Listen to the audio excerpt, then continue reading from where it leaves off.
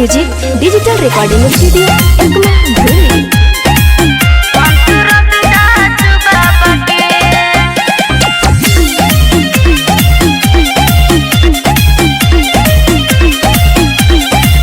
जाके बगसर से मूर्ति ले आए मु बाबा के, फूल चढ़ाए मु बाबा के, संत रविदास बाबा के।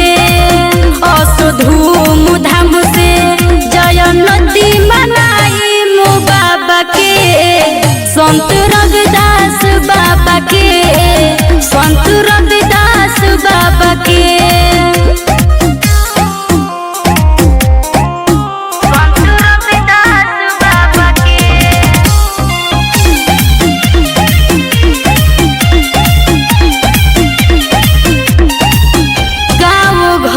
टोला सबके घरे बोलाई, फुल साउंड के खूबे डीजे बजाई,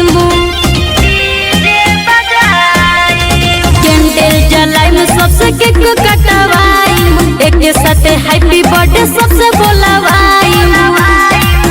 खूब नाचम झूमम आरती देखाई बाबा के, फूल चढ़ाई मु बाबा के, संत रविदास बाबा के।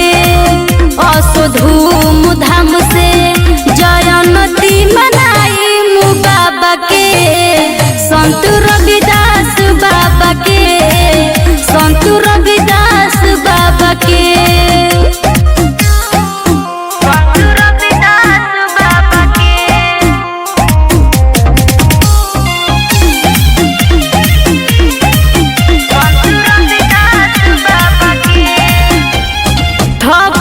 प्रकार के हो गावा लगाई मु बाबा के नाम पे भंडारा कराई मु। खड़े खड़े बम्फर वाला सिस्टम लगावाई, नर नारी सब लोग के एक साथ खिलाई मु। राधा रिदम से हम गीतिया गवाई मु बाबा के, संत रविदास बाबा के, संत रविदास बाबा के।